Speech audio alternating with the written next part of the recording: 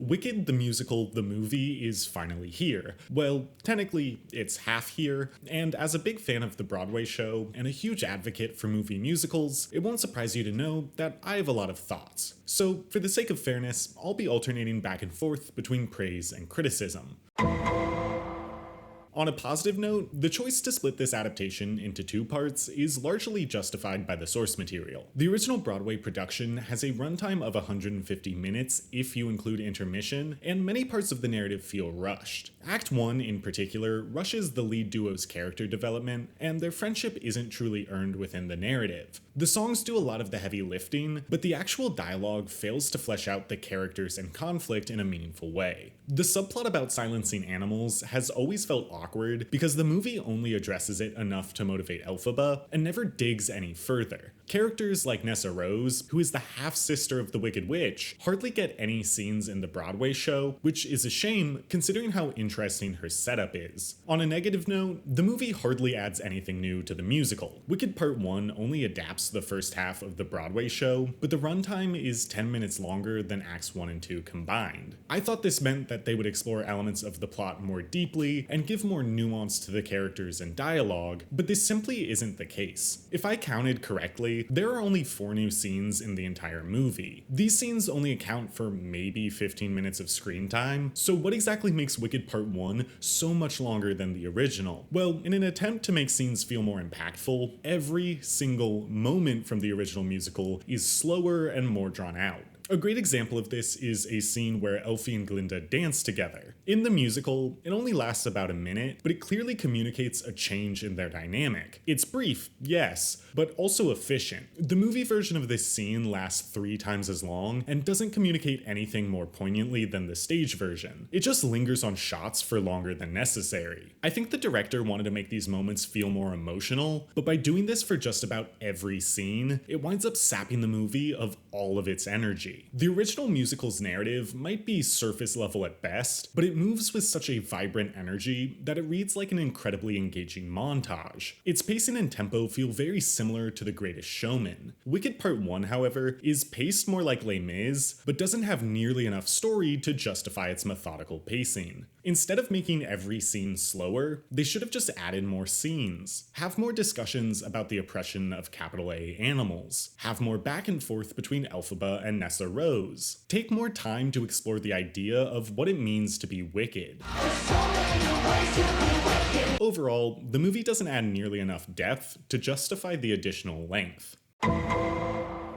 Moving on to the actors, Cynthia Erivo is definitely a positive. I was honestly ready to not like her after all the controversy on social media, but I have to admit that she won me over with her performance. Elphaba has always been a bit of a blank canvas when it comes to this narrative. Despite allegedly being the origin story of the Wicked Witch of the West, Wicked doesn't do a whole lot to flesh out her character within the script. On the page, her motivations mostly just boil down to animal abuse bad, and it's not easy being green, which means that it falls to the actress portraying her to add in depth and nuance. Honestly, a lot of the performances post Idina Menzel wind up making Elphaba feel like a wet blanket. Luckily, Erivo adds a warmth to the character that really endears you to Elphaba. She makes you believe that with a little bit of training, this young woman could be popular and powerful in equal measure. Her character still has issues, like rushed development and flimsy motivations, but these are all issues with the script, and Erivo's embodied performance will likely be enough to make people overlook these issues. Now, this opinion may very well get me in trouble, but Ariana Grande's performance was definitely a negative. Don't get me wrong,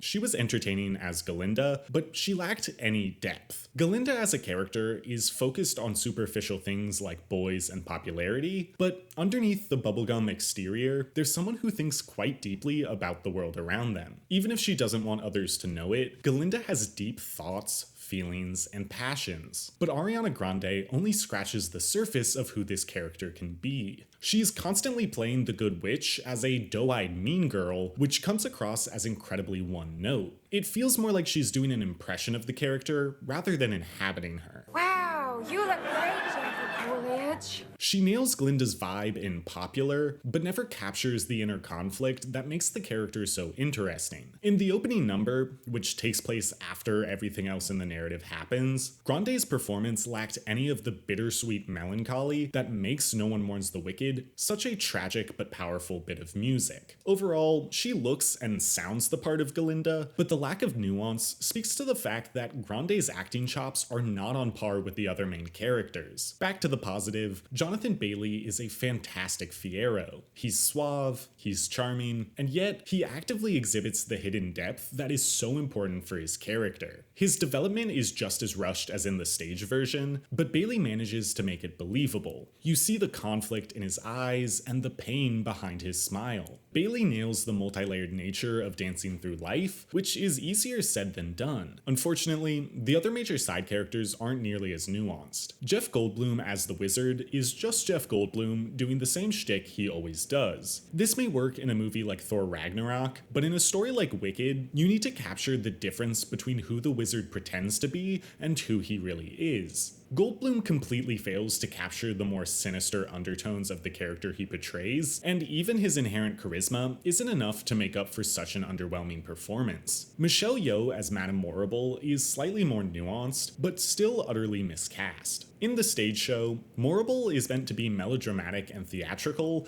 much like Winifred Sanderson in Hocus Pocus. This is the end. No. I feel it. Okay. We are doomed. She's very much meant to represent what Glinda might become if she never learns to challenge authority. Yeoh's interpretation, by contrast, removes all the fun theatrics that made the character memorable. Additionally, Yeoh doesn't bring the same level of regal authority that we've seen from her in other movies like Crazy Rich Asians. I know this much. You will never be enough. Which leaves the character feeling bland with little to no backbone. The biggest positive in terms of direction is that John M. Chu clearly loves Wicked and clearly loves musicals. If you've seen my video on Mean Girls, you know that a lot of Hollywood filmmakers are ashamed to be making musicals, and try to hide it both in the advertising and in the film itself. But Wicked wholeheartedly embraces being a Broadway adaptation. The scenery feels like a setting you'd see on stage. The production design is unapologetically flamboyant, and the musical numbers include big ensembles and lots of dancing.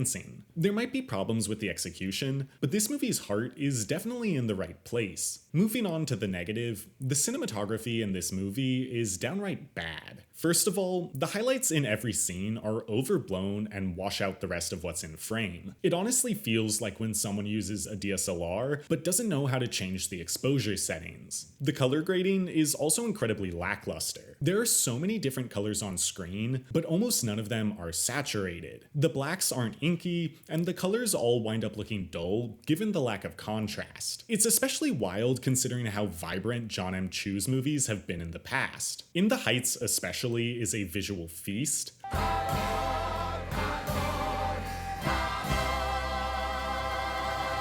And Wicked quite literally pales in comparison. I mean, look how much better the colors look in Descendants: Rise of Red. What's my name? What's my name?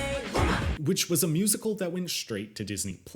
Additionally, the shots they chose during the musical sequences were kind of baffling. During big dance sequences, the camera zooms in on the protagonists, who are just standing still singing. We don't get to appreciate the choreography because it's never showcased in full. Then, during some of the parts where they're singing, they just cut to the back of the character's head. Like, guys, Cynthia Erivo already told you how important her eyes are. Don't get on her bad side. On the positive end, this gave audiences a very literal translation of the stage show. If you see this movie, you've pretty much experienced Act 1 of Wicked beat for beat. Broadway tickets are incredibly expensive, and sharing musical theater with a wider audience is always a good thing. That being said, a negative is that John M. Chu doesn't actually give this movie any direction. In translating things so directly from the stage, it doesn't feel like Chu has anything to say with or about the piece. One of my main gripes with the Broadway musical is that it raises incredibly interesting questions, but never meaningfully examines them. Are people born wicked, or do they have wickedness thrust upon them? Is reality what is true, or simply what people believe is true? Does doing a bad thing for good reasons make you a good or bad person? I was really hoping Chu would sink his teeth into at least one of these questions, fleshing it out with additional scenes and dialogue, but instead, he opts for a hollow yet crowd-pleasing approach to adaptation. He even plays it incredibly safe from a visual perspective. Wicked the Musical has a grungy, almost steampunk aesthetic. It's meant to be somewhat frightening and edgy. There's meant to be a sinister undercurrent that fills you with unease during most of Act 1. But John M. Chu undoes all of this in order to make Wicked as broadly appealing as possible. No One Mourns the Wicked is now an upbeat, almost happy number. Most of the sequences are shot in broad daylight with overexposed brightness, and the movie hardly even focuses on the traumatic life Elphaba has had up until this point. In previous films, like Crazy Rich Asians and In the Heights, Chu felt like he was trying to say something. But here, it just feels like he's doing the bare minimum as a director, which is truly disappointing. Overall, if you like Wicked, you should go see this movie. You'll probably enjoy it. But from my perspective, doubling the runtime of Act 1 without any meaningful improvements is a complete and utter failure from an artistic standpoint. Wicked Part 1 may be a good time, but it's not a good movie musical. I'm Dylan, and this has been The Writer's Block.